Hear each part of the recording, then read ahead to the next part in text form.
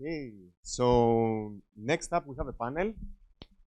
Please excuse a small delay until all our panelists are getting ready, wearing the mix and so. And we will talk in the next panel about a love story. The love story between open source and data.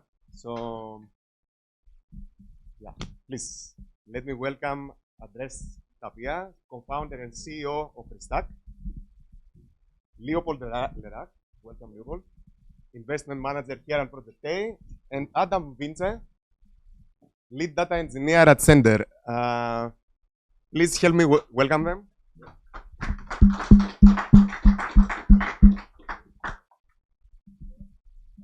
You are on.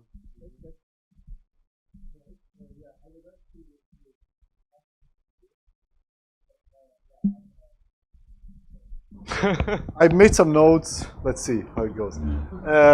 Yeah, so it's about open source in data. So I think most of the tools we use are somewhat come from open source. So maybe we just do an intro round and then, yeah, like let's have a conversation. So maybe let's go through all of us and everybody says who he is, what you do at work, maybe what your product is doing. Like, okay, Project A, I think we might know. But yeah, Restack and maybe Sender I can also say. And then maybe just for pitch, like one of your favorite or most important open source tools that you use and why it's important for you since it's open source. So we start with that question or we start with? No, introduce yourself and then say your favorite open source tool. Yeah, so hi everyone, I am Andres. I'm the CEO of Restack. I try to keep it short. So basically, I wanted to be a scientist. I studied psychology in university back in Spain. And I have a really good time when I was working at the lab. I was doing my PhD. It was all very good. I started to maintain some code that we were using internally with our universities for research. And I was kind of in charge of maintaining this code. So it was my first real relationship with open source. And I really loved that. The thing is that doing a PhD around 2007 in Spain, it wasn't profitable, to put it in a way. So basically, I didn't get paid anything. And somehow, for some reason, I ended up here in Berlin. I met my co-founder. And a couple of years ago, actually a year and a half ago, we came with this crazy idea that we could support somehow or like make open source profitable or like support open source creators to create more profit. And the product that we launched, the first product that we have today, is basically a catalog of open source products, very heavy on the data side. So things like Airflow, Airbyte, Metabase, Superset, and so on. And what we do is we simplify the way for data engineers to deploy those tools in a Kubernetes cluster that you own, and you own AWS account. Today, just AWS. So we simplify, we abstract a lot of how do you create a cluster, manage a cluster, deploy those products, manage those products. And basically, that's Restack. And what's your favorite open source project? So the one I used the most and I liked the most was back then I was using Elastic Kibana for logs analysis. I mean, I use it a lot. I really like it. I think WordPress as well was cool, but oh yeah, WordPress was cool. It's not cool anymore, I know. But I mean, I was doing my PhD in 2007, so I'm not 20 years old. Cool. Yeah, thanks so much. So yeah, just quite briefly, actually, I'm working for Project A, but not on the data team.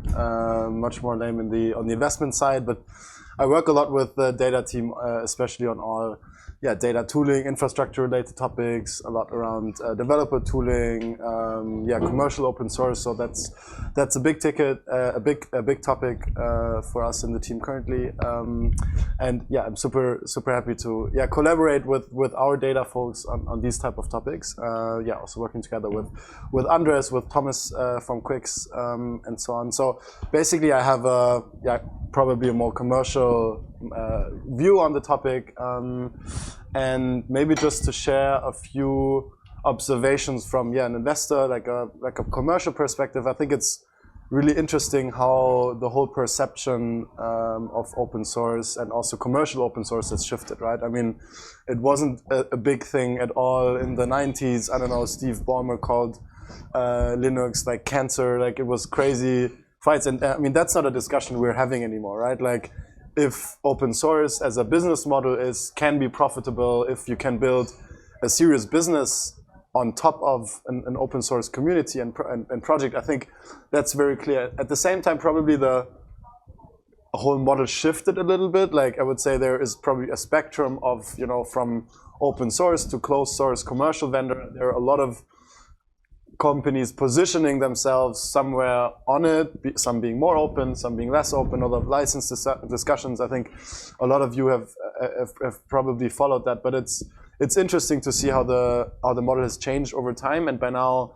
I mean, right, if we're discussing also the relationship between big tech and open source, I mean, a lot of the most popular project, I don't know if it's Kafka, if it's Kubernetes, they originated in commercial companies that realized, hey, we can even profit from it if we open source it also as a company themselves. Like Google, I think probably one of the more advanced managed Kubernetes offerings. So I think that's something which is really interesting. And one part of it is also that the decision-making power, right, has shifted quite a lot from more commercial folks and C-level to really technical people and end users, essentially. I think that is a very good thing overall, right? Like to let the people who use these products in the end also let them decide what they want to use instead of selling something top down and what is it, nobody was ever fired for buying IBM. And I think that is also one aspect, like the whole like more product led and best of breed approach. I think that leads on average, I guess, to better products, better tooling, better structure, which I think is a cool we're thing. gonna get to if it's all the pink and rainbow. Rosy, we'll get to that. I think in terms of favorite tools, I have to say probably DBT, just in terms of the impact it has had on the data community, and some even say that sort of DBT was right the sort of birth of the modern data stack, and I think so. That's probably one of the most fast-growing, influential tools that, other than maybe Kubernetes, also really shifted the whole or changed the whole nature of the industry a bit more. So, okay, before we jump, I also introduce myself. So I'm Adam. I'm a data engineer at Sender. We are a truck logistic company, and obviously we try to scale the trucking industry with data. But maybe. I picked also a tool like Terraform is my tool of choice since I'm working on data infrastructure. This is something I've been using this project since 7-8 years, and I think it's a really good example of a good or a well maintained and managed open source project, which has not just the characteristic that the source code is open and you can read it, but there's a community around it. It's very extendable, and the community is also maintained by a good benevolent vendor who has the interest of both providing this kind of the value like with open, but also trying to build a business, which you also mentioned is the thing that like it used to be. Open source used to be this thing where basically you open it for making it more secure, have a little, let's say, engineering fame for you, and no other benefits. And right now, companies are starting with, okay, how do we monetize this? And let's use the open sourceness for bootstrapping it.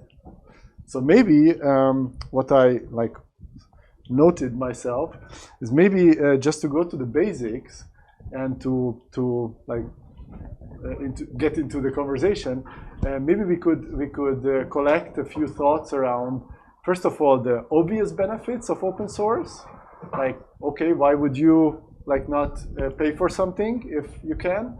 So why would you choose if there are more alternatives?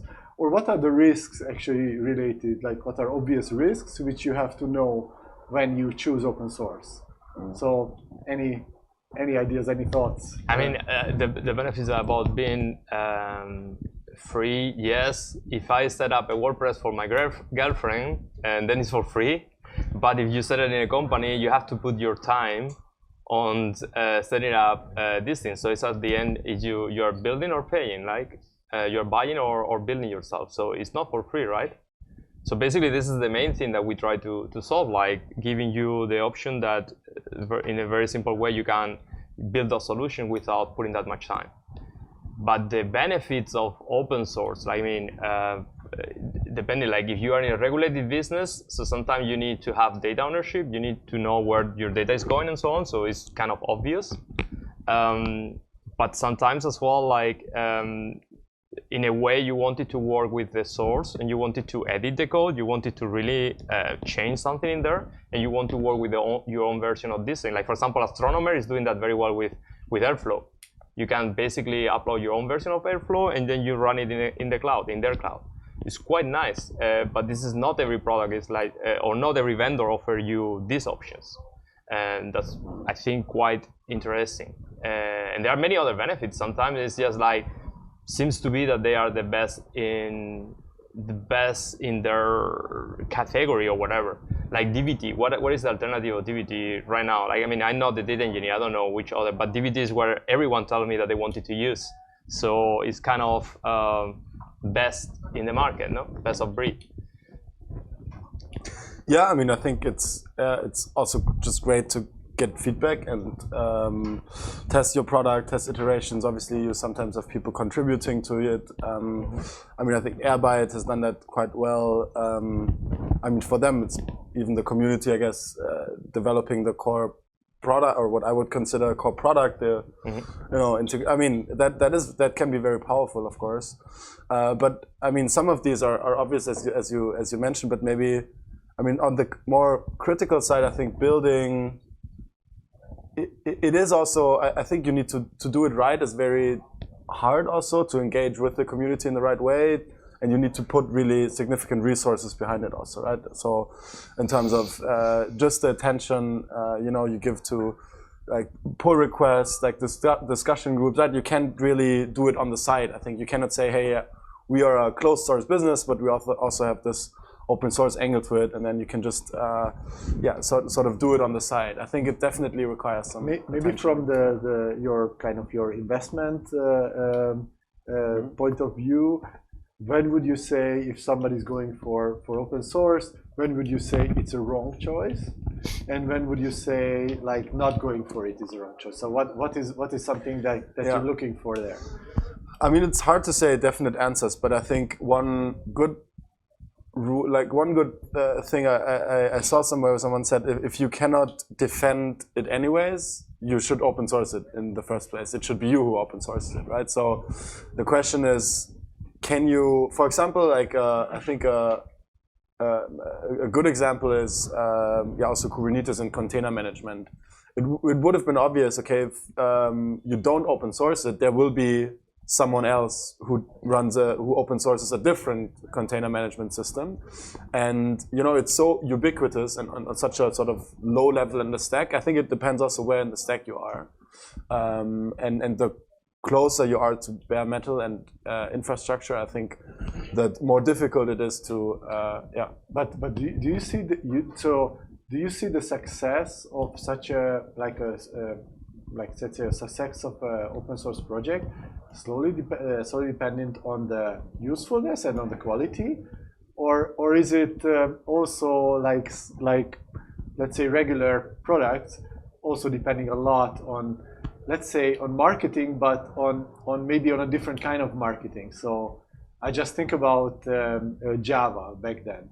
They had like TV commercials, and for a programming language in the end of the 80s. So it was hideous how much they pushed.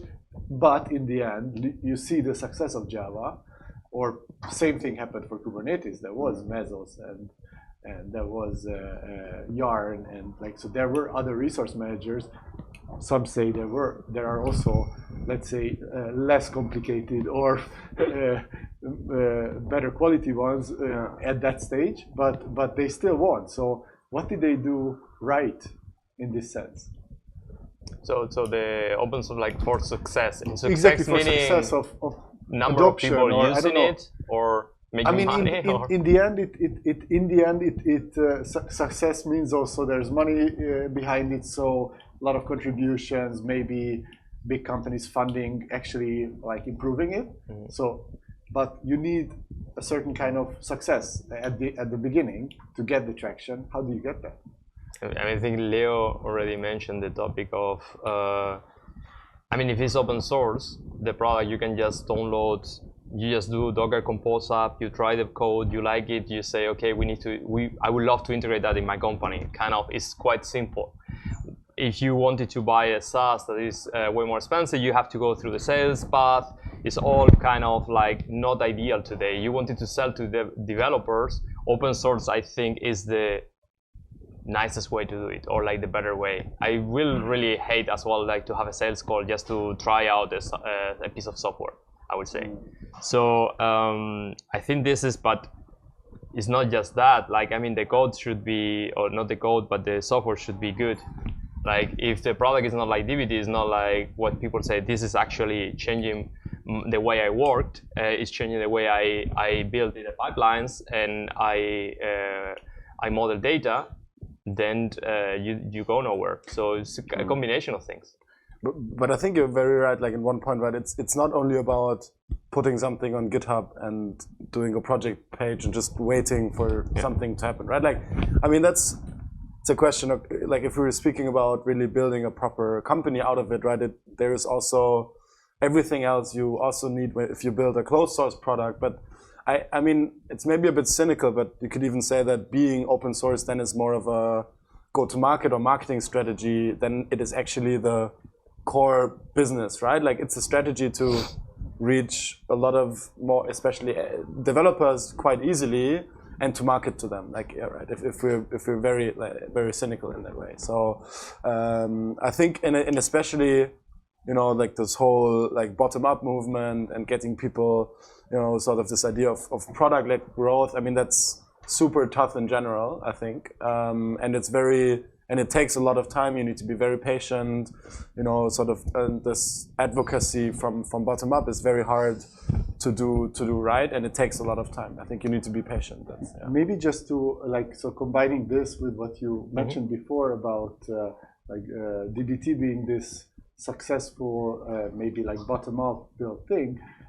Actually, it's also a very good example of, okay, so they started out like a consulting business, Fishtown Analytics, who put out this like their best practices into code as a little library, which people started adopting. So it might have been really like a grassroots movement, or that kind of.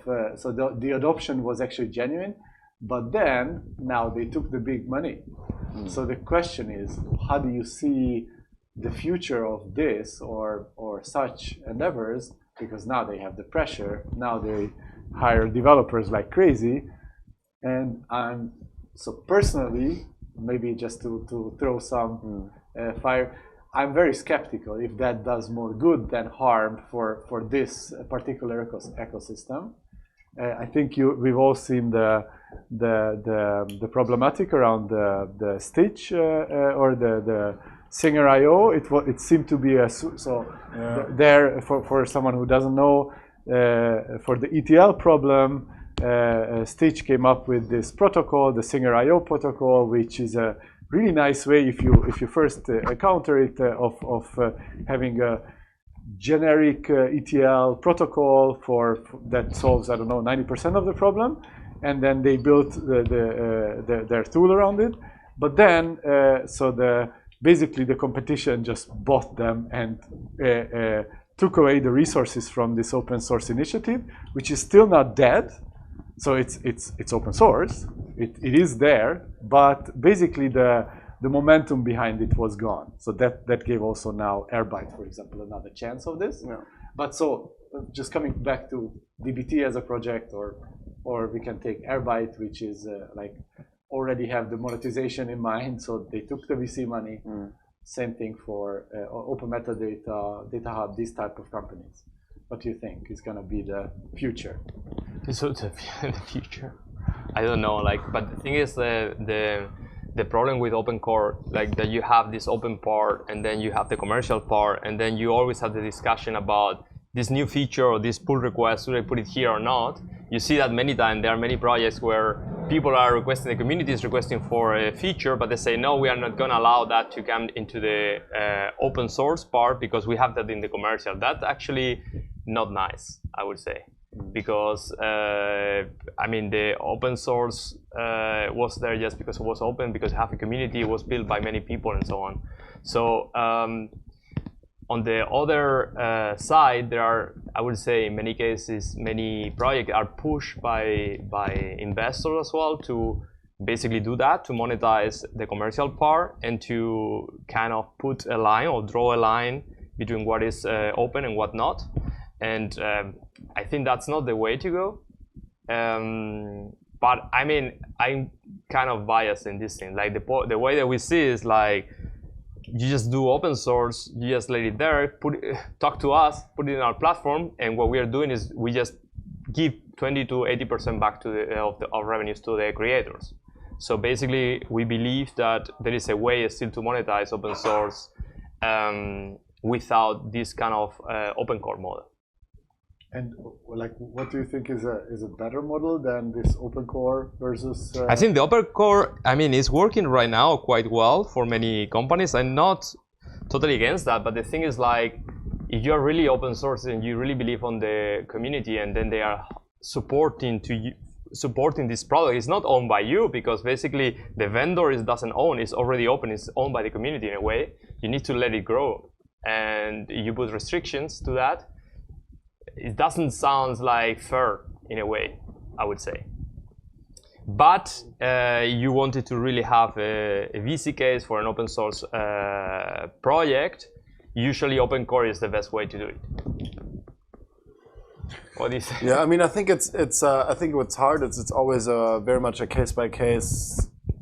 Like, I think if something has a very clear tendency for customers to be consumed as a managed service, I think it's less problematic, of course, because let's say, for example, I don't know, like Kafka, like so many people have a big pain scaling Kafka clusters that they just go to Confluent Cloud. It's fine. Like, I don't think they need to add a lot of open core features to be a very big business. I think for some other companies, like also maybe integration, like I think you have a varying difficulty to scale that if you want to self-host. So I think it's very hard to discuss that super generally. I mean, concerning the DBT case, I think you also need to think about how would that project, and because sometimes I think it's very romanticized to think about, oh, if it would only be Fishtown Analytics, then it would be a very engaged community and everyone would be happy. But like, we don't know how the project would look like if there was not so much commercial money flowing into it, sponsoring it. Like, I think it's very hard to say what the counterfactual look like, and I think there is sometimes a bit of emotional feelings attached to it, but I don't think that's what I mentioned initially. Like, we have a spectrum of we're not speaking of the same open source as in the 80s or 90s, right? Like an Airbyte or also Confluent, like they are way more closer to a closed source company, of course, than also the Apache Foundation or something. So yeah. Yeah, but in the end, for example, for Airbyte, I would say that the risk of this project actually dying is higher than, for example, for a project like Airflow, exactly. which came genuinely out of the need of what was it, Airbnb maybe, where they used it for their own thing, and then it was kind of, as I said, like the engineering fame. Here I open source it. What a cool thing we built, and then I think the inventor is like.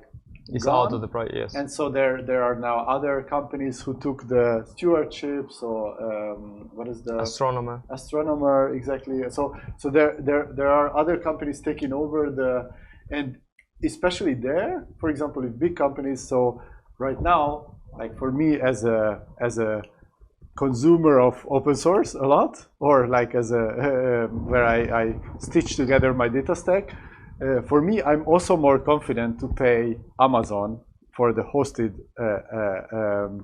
Airflow, because I know there is a community, so this kind of standard is not going away. I know that my data engineers will know this. Like they can take the Airflow code and deploy it there. So I feel like there might be so this kind of shared stewardship is usually a good sign, probably for like, let's say, reliable or dependable projects. Yeah, no, for sure. I mean, I think that totally agree. I think if there's like one commercial company behind the project that's mainly driving it, of course, that's I would say, yeah, less sort of true open source, whatever you want to call it, and maybe more of a distribution strategy for a commercial company. So that's why I mean, like there are a lot of gray shapes. And I wanted to also touch another aspect of this, so that there is the clear open source case. So there are clear open source projects, but I believe also this kind of open source movement or these projects, they brought about a lot of not necessarily open source projects, but an attitude towards also closed source. So for example, there is the famous article from Snowflake where they make the case of the open standards, but not necessarily open source, not just to protect the IP, but also to, let's say, not make others depend on internal features. So let's say for the clear API and everything, but they still have some characteristics of open source. So something like teaching the internals,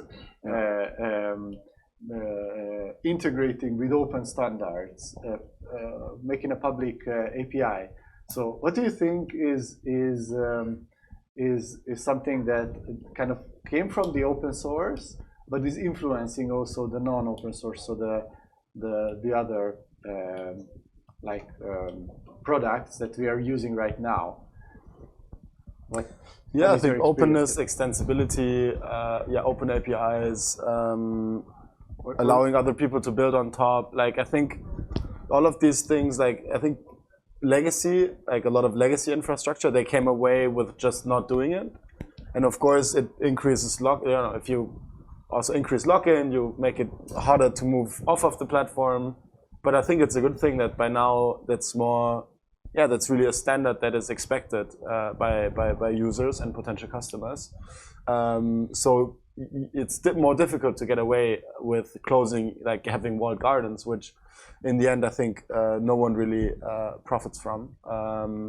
But yeah, I mean, if you're basically selecting a tool, is that something you're considering, like the openness of a closed source platform? Is that something you're concerned with? Like, is that I believe a lot. So I believe, like in the end, also deciding for open source, like one of the deciding factors is, for example, do I have developers who know it, who will be able to easily adopt it or something like this?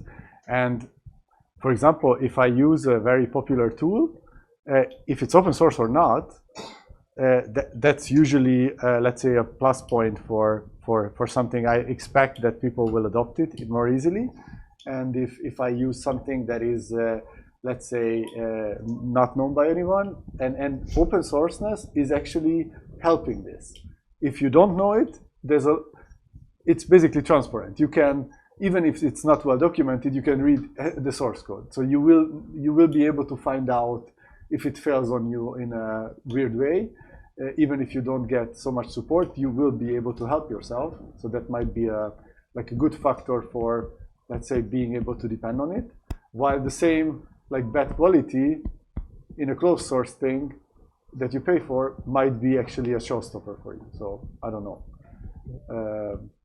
So there, open source can help, but it's not the only thing. In the end, I believe if you think about the total cost of ownership of anything, the cost of buying it or not is just one factor. Yeah. So like just try to run your own Kubernetes. Yeah. I'm not sure you're gonna pay less. Try to update. Exactly. Yeah. I don't know how much time we have actually. I haven't checked the. Okay. We are done. But Almost. yeah, maybe any questions from the audience that we can jump on, or maybe maybe you can what we could gather. I thought is, or maybe also like let's engage with it.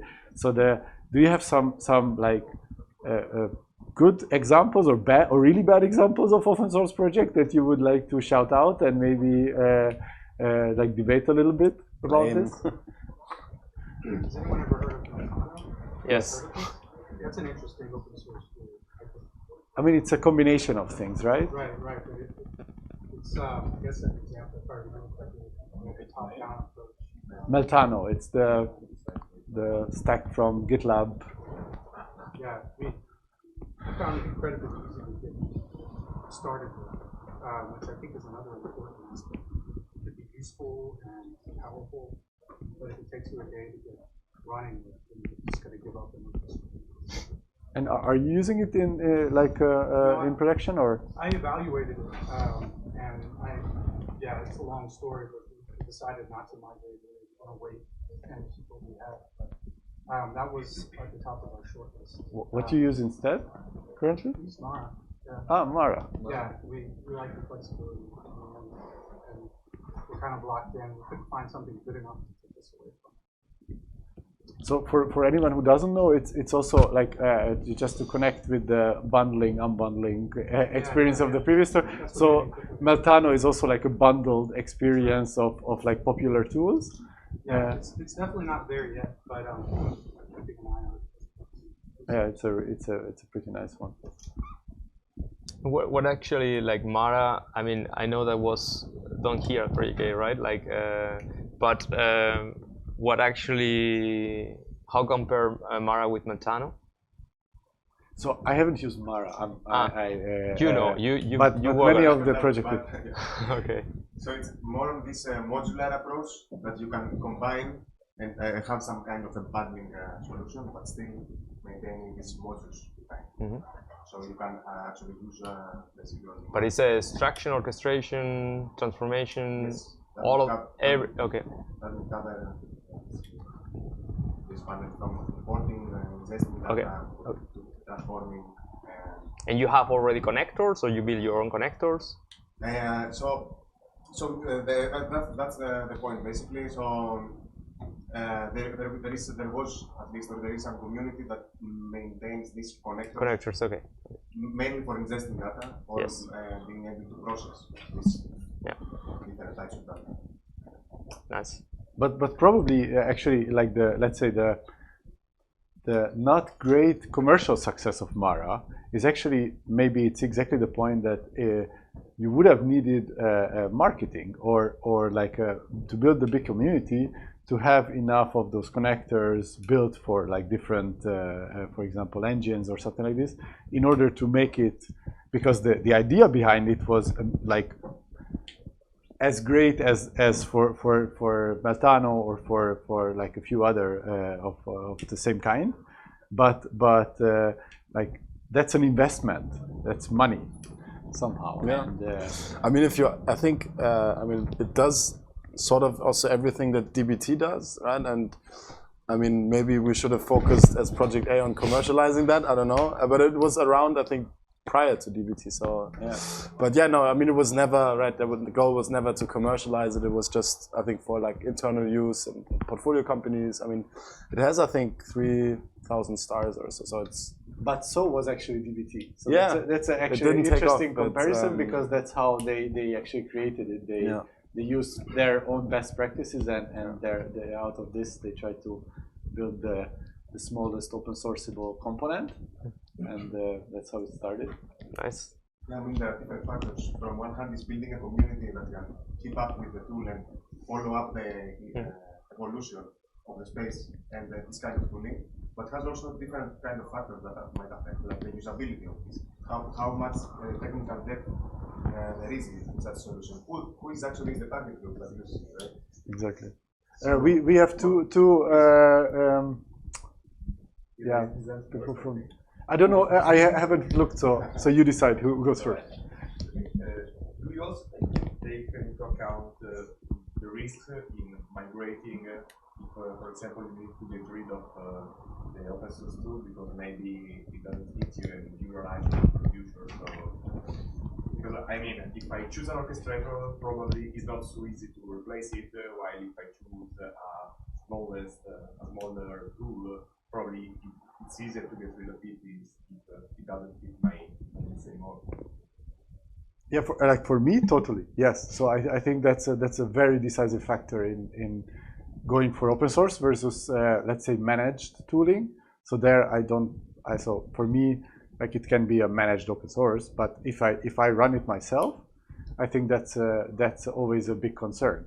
Like the total cost of ownership contains the yes, I need to upgrade it, I need to fix a bug, I need to do security patch, I need to operate it. All those things are on the one side of the cost, and the other side of the cost, or the alternative is I buy it somewhere. And if I go with this, like let's say the positive, the good things about the open source, or I don't know, familiarity for developers, this type of thing, yes, they are positive, but as you say, going away from it is costly. So all of these are contributing to the total cost, and that's like that many times, let's say, like depending on your case, you need to evaluate it for yourself, but many times it's actually in favor of managed solution. That's why the serverless is so popular, or that's the offering of serverless, taking care for you of the total cost. Leo, you said nicely about the different shades of open source. That's something that I think about quite a lot in the context of deep learning. Deep learning models most of them are closed now, the powerful ones. But there's a movement towards like open source deep learning models that could be beneficial for society. So I think in this talk we heard mostly that commercial investment into these projects is a good thing, but it can also be a steering factor in all of these projects. What are your thoughts on that? It's a tricky one, right? I mean, it's a very big topic. I think. I mean, especially more with regards to AGI, like and those types of developments. I think it's okay. Like I personally think it's sort of okay if you have some transparency about incentives and which direction it's going and what the agenda is, right? Like, and if you have, I don't know, the US military invested in your AGI company, right? You should be transparent about what is their agenda, what do they want to get out of it, and what are their motives. And I think that's largely not happening. I mean, like at least my impression is that also happens a lot behind closed doors, right? And that is what I would like to know about. But I think having more of these initiatives that try to do it in a more ethical way, or that try to do it also in a European way, I think that's generally a good thing. Because in the end, if we decide not to do something, it will probably still happen somewhere. And the question is rather, can we shape it in our direction? I mean, there are, I don't know, you probably know Aleph Alpha. Does it have business value? Like, is this something that businesses would be interested in? But the thing is as well, like kind of how do you monetize? So how do you commercialize an open source model in this case? I'm not really into that topic, but if you have other options. So if you started with the idea of creating a community, creating a model that is run by the community, but then at the same time you wanted to create a business out of that, then the thing is, like, again, with those kind of open source products that they have the line with open core, and then you have to decide where do you put this line and so on. And it can drive a lot of bring new products to the market, but it's always tricky. You need to understand where are you putting the line. There are other ways to monetize the products as well. I don't know exactly how. Hugging face. Sorry? Hugging Face or some other tool? So sometimes just like there are more like Red Hat giving support or like consulting about your product. So they kind of OpenShift is totally kind of you can just get it and then they sell you services in order to maintain that and to consult you.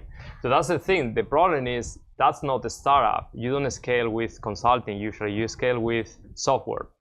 So that's always the complexity of if you are trying to build a startup, you should have some kind of intellectual property in terms of software that you're gonna sell. Because if you just sell, I mean, tell me wrong, but I guess you will not like to invest in a company that is selling just consulting, right? Hopefully not.